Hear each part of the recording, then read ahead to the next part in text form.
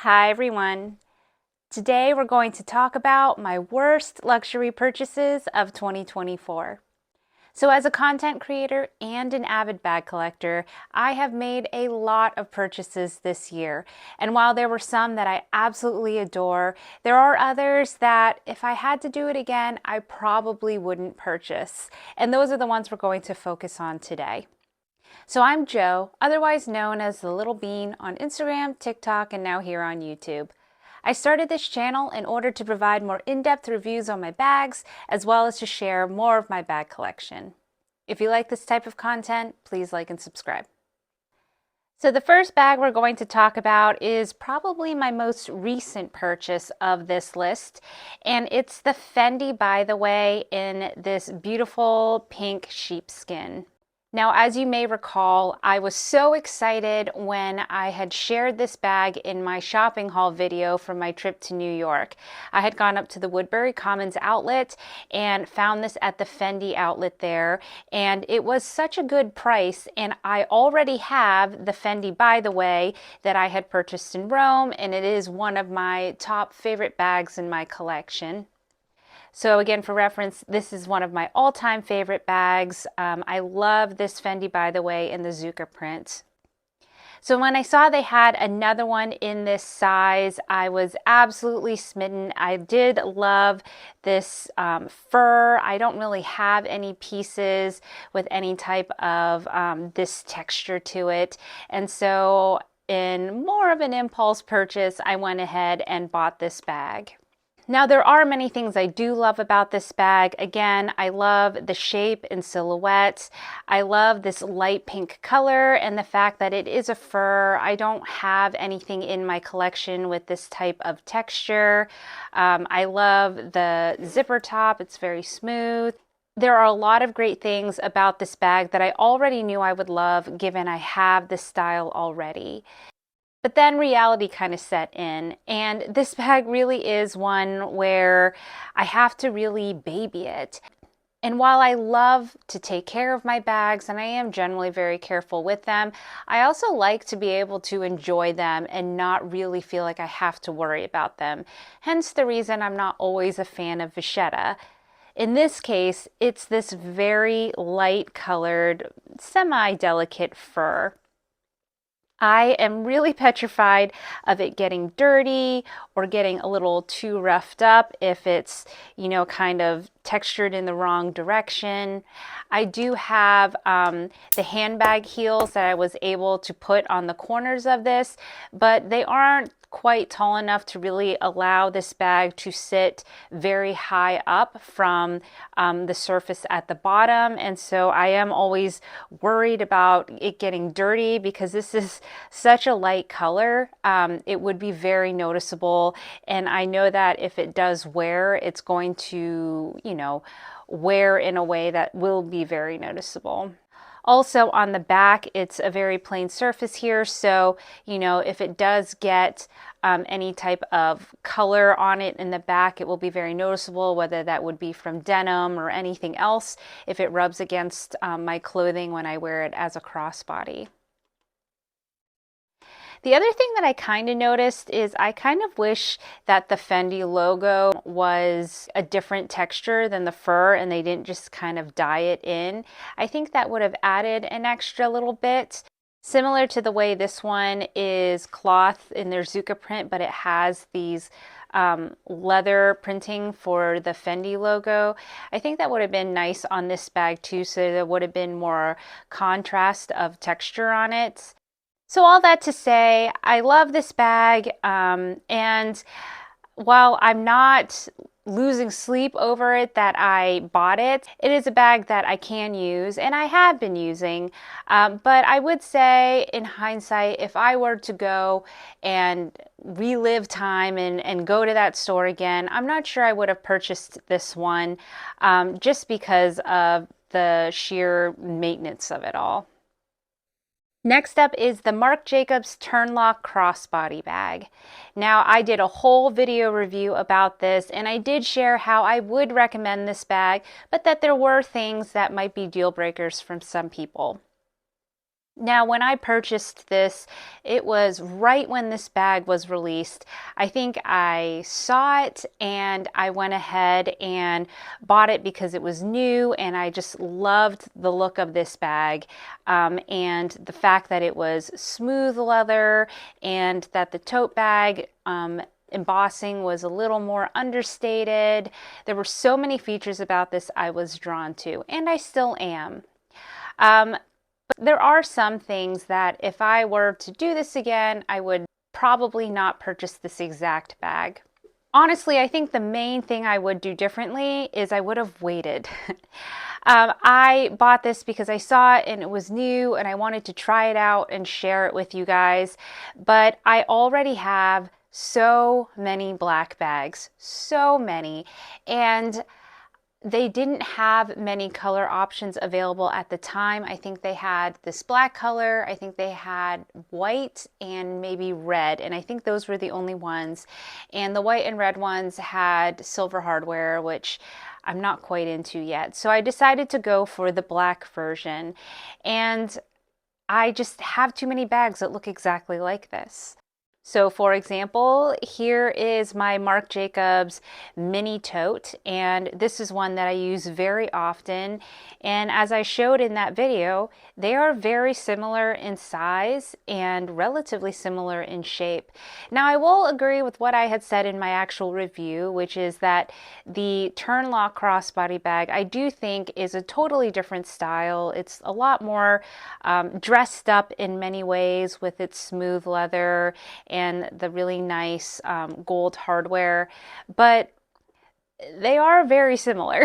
So recently I happened to be looking through the Marc Jacobs website and I noticed that they came out with the most beautiful green color, and I have really been into green, and I would have definitely preferred to get this in that green color over another black bag in my collection. Also, the green bag has a burgundy Bordeaux kind of lining to it, where this one has a fairly bright, obnoxious yellow on the interior. And the more I see the interior of this one, the more it does kind of bug me, because it's just so bright. And I feel like I wanted this bag to be more of a dressy, elegant version. And I think that this yellow does kind of make it far more casual. And so I would have preferred the green version with the nice, very classy Bordeaux color of the lining, versus this combination. Now, I do think this is fun, and it is very bright. I can see everything that's inside my bag, but again, it's more that I think if I were to do this again, I would have waited for more collection, more colors, more combinations to come out versus just getting it right away. And because I learned this lesson, I am waiting patiently for the Coach Cassie 17 to come out with more colors. So Coach, if you can hear me out there, please come out with more colors because I'd like to buy that bag. And next up we have the Pochette accessoire. So I did technically not buy this piece. It was part of a collaboration that I had done with a reseller. However, part of the collab was that I got to pick out a piece to showcase from their store, and I picked this one. And so in that way, in hindsight, looking back, I probably would have picked something different because I think I've used this maybe once since that collab in February. And I just am very surprised by this because I really thought, given the cult following that is this bag, I feel like everyone has it. It's one of the first pieces that many people buy. It's a classic, especially in the 90s, 2000s. I feel like this was the it bag to have, but I just can't get into it. Now, I will say, I think one of the reasons is because I have the older version, and this one has a lot of trouble keeping its structure. And whereas I think the newer versions, from all the pictures I've seen, I feel like it just looks thicker or more structured than this one does. Now, while I do appreciate it can fit a lot in it, as I found when I did my What's in My Bag video, I just feel like it does have a tendency to just get really wonky with the zipper if I put too much inside.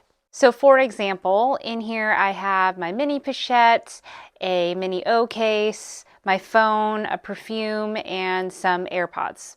So that's it. And while everything does fit, when I zip it shut, it does this wonkiness here. I cannot stand that. Like, it absolutely drives me insane. And then I have to, restructure everything. So let's say, okay, it's really my hand sanitizer that's causing this weird, shape, and then squish everything around and then close it. Okay, now it's nice. But then when I pick it up, it still does it sometimes. And I don't know, I guess I'm just very OCD, but I can't with this. I cannot. And so I find that I'm never drawn to this piece. Also, with its original strap, I don't really like using shoulder bags right now. I tend to really like crossbody bags or top handles. And so this one is just a little too long for a top handle. Now, another reason I had chosen this piece was because I was curious how it would compare to my beloved Palace clutch. And so I will say, I think I'm going to start a series called Bag Wars, where I compare relatively similar pieces and see the pros and cons and which one I think is the better pick. Let me know if you'd be interested in a series like that in the comments below. But anyway, between these two, I'll give you a spoiler for this one. The Palace clutch is just a clear winner. It's a no-brainer. Because this one has compartments in it. It has this front pocket. It comes with a chain, so you can wear this as an evening bag, but it also comes with a crossbody strap as well. The gussets at the bottom let it stretch, and I just feel like it has more style than this piece, which I think is just kind of boring, to be honest. I like this little peeking out black here. So yeah, I mean, now that I have both in my collection, am I grateful that I had the opportunity to do a collab? Of course, and the bag came in amazing condition and everything from the reseller, so I had no issues with it in that sense. But I think that in terms of the style and the function for me, I would not have picked this one again if I had to choose. So I think some of you may have seen this coming, but the next item on this list was my Goyard pouch. Now, I love this pouch in the sense that I have really been obsessing with this Goyardine canvas. As you know, this year when I had gone to New York, I was able to go to Goyard in New York City and pick out these pieces. And I really had wanted the Artois MM, which I was able to get, and I was really excited about it. And this one had been in the back of my mind. And I think part of the reason I bought it was because I was thinking to myself, it's going to be so hard if I wanted to purchase something again. Since I'm not often in New York, there aren't any other stores near me, so I should just get it. And because I was more worried, like FOMO, I guess, in this case, of I don't want to regret not getting it, so I should just get it. So that was kind of a big draw for why I did end up purchasing it. And because I'm obsessed with SLGs, I have a problem, I know. But I ended up buying this, and again, do I like the pouch? Yes, it's actually a really great piece. It's a pretty good size. It's very flat. I love that it has this interior pocket here that's very convenient. I think in this case the yellow is nice and cheery because when you close it up you can't see it.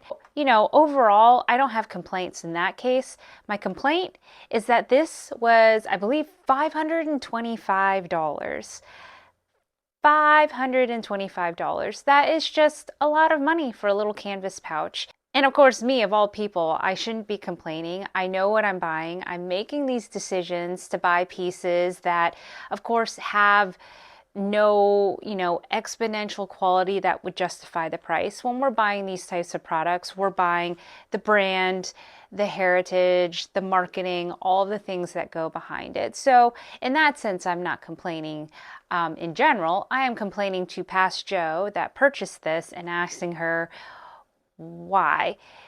Because I have a lot of SLGs already. In fact, as I shared in the video, this Coach wristlet is literally the exact same size, and this one is leather, and quite nice leather to that.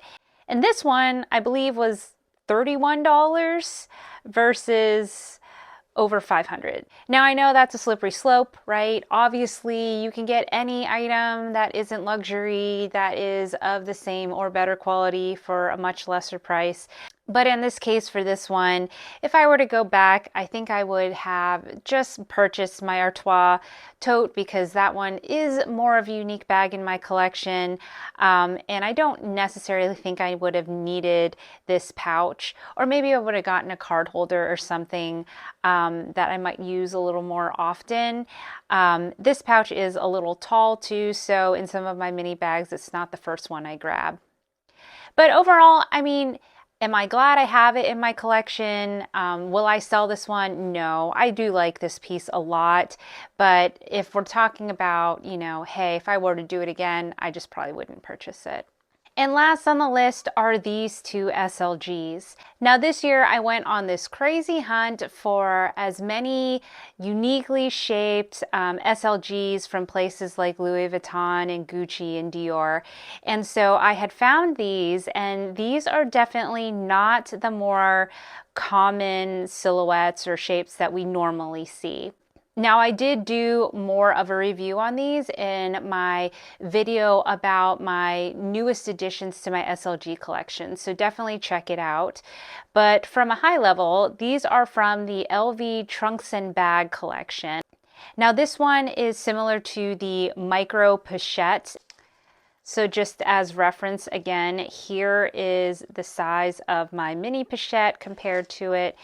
And as you can see, it's just overall smaller as well as being thinner. So I have a few issues with this one, and I think the main thing is this painting on the front of it.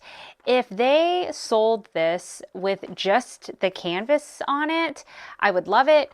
I would probably use it all the time. I would be singing its praises. For me, this one is a great size. But man, this stupid paint thing on the front of it, while it's cool looking, I like the color scheme, it's unique, but it chips all the time. And all the ones that I saw on the resale market had chips on it. Or even if it was in pristine condition, it would either be really expensive or I know it's going to chip. And this one actually had chips on it, and I went ahead and tried to fix them, and I did a rush job on it, and it's not quite the right color. So I need to go back and fix it again. And I'm not recommending anyone does that, right? Technically, I could have taken this in for repair, but I'm cheap. And so I tried to fix it myself.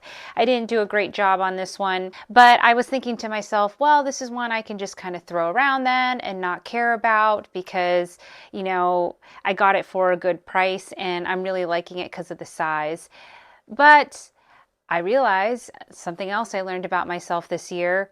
I care about these things. I don't like my items to get ruined or look beat up. And this one does kind of look ruined and beat up. Or even if I fix it, I know it's going to eventually look that way. And so again, I can't use this piece in a carefree way. When I throw it in my bags, I'm always very cognizant of like what is rubbing up against the front of this. Can I put it against the soft side of the bag? Or can I make sure if I put my phone in, it's not going to scratch this?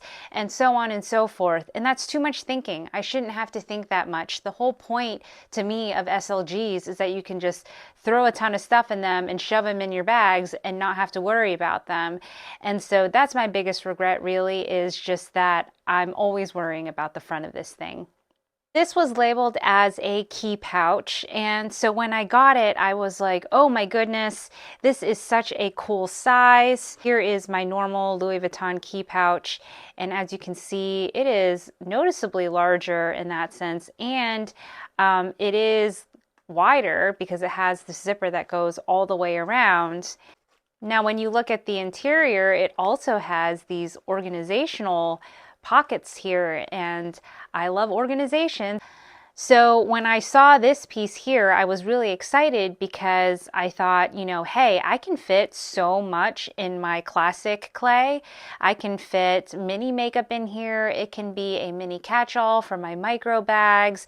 I can put cards in it if I have to. So this is an extremely versatile piece that I've always recommended. So it would be great to have kind of the step up that's slightly larger. And I thought, man, I can fit so much more in this one and have it still be this, you know, flat silhouette and all of the things. But what I found was this piece actually holds maybe exactly as much as the key pouch, or it might even hold less. First off, because of these pockets on the interior, it doesn't really give the piece a lot of room to grow, like to stretch, I mean. The canvas is double lined, it feels like, so it is very thick, so it won't zip. It just simply will not zip if you put too much into this piece here. So, you know, if I wanted to fit like my key fob in here, that basically takes up the majority of the room. And there isn't really a lot of space to put a lot of other items in it. I also don't like this key ring here. While obviously it is a key pouch, so you know it's designed to have this key ring, but when you stick the key ring in here, it just takes up so much room, and then you can't fit a lot else in it. But if you don't have it in there, then it kind of just hangs around and it's all over the place. So I ended up just hooking mine here to this D-ring that they already had, which I don't love, but that is kind of the situation right now.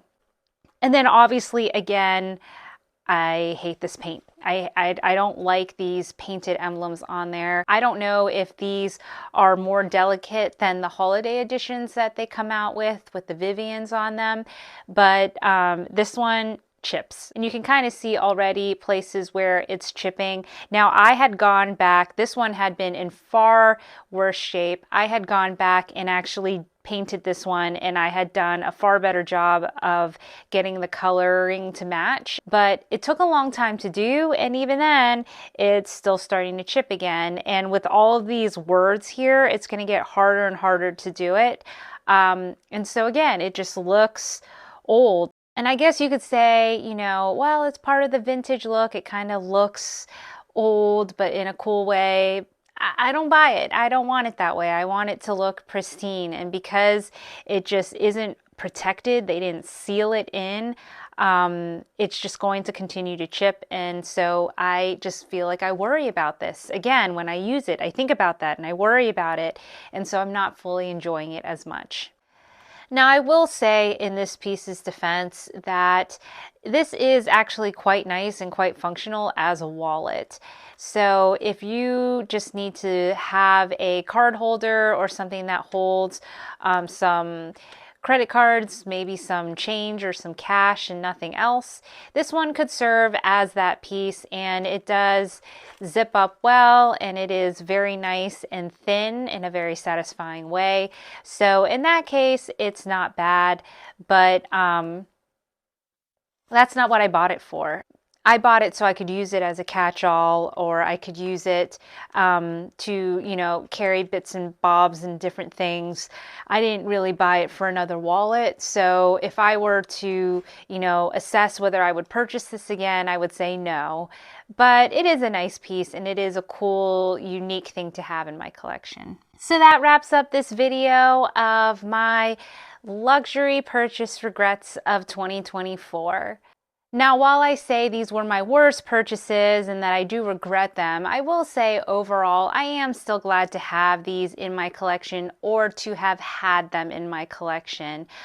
So will I be selling some of these? Perhaps, but overall, I did enjoy trying them out, and I did learn about myself from these experiences. And in hindsight, I will make my purchasing decisions differently based on some of these bags and buying these bags here this year. So now I'd like to hear from you.